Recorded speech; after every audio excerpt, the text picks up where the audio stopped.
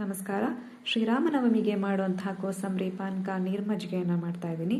ಮೊದಲಿಗೆ ನಾನಿಲ್ಲಿ ಬೆಲ್ಲನ ತೊಗೊಂಡಿದ್ದೀನಿ. ಇದನ್ನು ಕರಗೋದಕ್ಕೆ ಇಡ್ತಾ ಇದ್ದೀನಿ. ಈಗಾಗಲೇ ಬೆಲ್ಲ ಕರಗಾಗಿದೆ. ಇದನ್ನು ಸೋಸ್ಕೊಳ್ತಾ ಇದ್ದೀನಿ.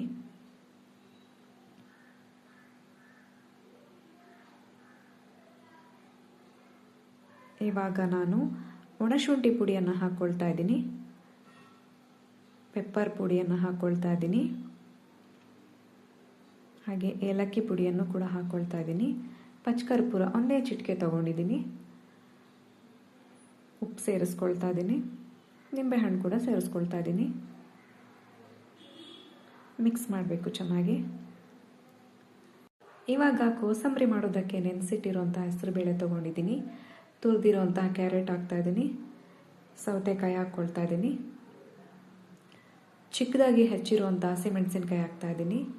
ಕೊತ್ತಂಬರಿ ಸೊಪ್ಪು ಹಾಕ್ತಾ ಇದ್ದೀನಿ. ಸ್ವಲ್ಪ ಶುಂಠಿ ಹಾಕ್ತಾ ಇದ್ದೀನಿ. ಹಾಗೆ ತೆಂಗಿನ ತುರಿ ಕೂಡ ಹಾಕ್ತಾ ಇದ್ದೀನಿ. ಚಿಟಿಕೆ ಉಪ್ಪು ಹಾಕ್ಕೊಳ್ತಾ ಇದ್ದೀನಿ. ನಿಂಬೆಹಣ್ಣು ರಸ ಹಾಕ್ಕೊಳ್ತಾ ಇದ್ದೀನಿ. ಇವಾಗ ಒಗ್ಗರಣೆ ಕೂಡ ಹಾಕ್ಕೊಳ್ತಾ ಇದ್ದೀನಿ. ಒಗ್ಗರಣೆ ಆಪ್ಷನಲ್, ಬೇಕಿದ್ರೆ ಹಾಕ್ಕೊಳ್ಬೋದು, ಇಲ್ಲಾಂದರೆ ಸ್ಕಿಪ್ ಮಾಡ್ಬೋದು. ಇವಾಗ ನಾನು ಮೊಸರಿಗೆ ಜೀರಿಗೆ ಪುಡಿ ಹಾಗೆ ಹಸಿ ಶುಂಠಿಯನ್ನು ತುರಿದು ಹಾಕ್ಕೊಂಡಿದ್ದೀನಿ. ಕೊತ್ತಂಬರಿ ಸೊಪ್ಪು, ಹೆಚ್ಚಿಟ್ಕೊಂಡಿರೋಂಥ ಹಸಿಮೆಣಸಿನ್ಕಾಯಿ, ಚಿಟಿಕೆ ಉಪ್ಪನ್ನು ತೊಗೊಂಡಿದ್ದೀನಿ. ಇದನ್ನು ನಾನು ಚೆನ್ನಾಗಿ ಮಿಕ್ಸ್ ಮಾಡ್ಕೊಳ್ತಾ ಇದ್ದೀನಿ. ಒಂದೇ ಒಂದು ಗ್ಲಾಸಷ್ಟು ನಾನು ನೀರನ್ನು ಬೆರೆಸ್ಕೊಂಡಿದ್ದೀನಿ. ಜಾಸ್ತಿ ನೀರು ಹಾಕಿದ್ರೆ ಚೆನ್ನಾಗಿರೋದಿಲ್ಲ. ಇವಾಗ ನೀರು ಮಜ್ಜಿಗೆ ರೆಡಿಯಾಗಿದೆ.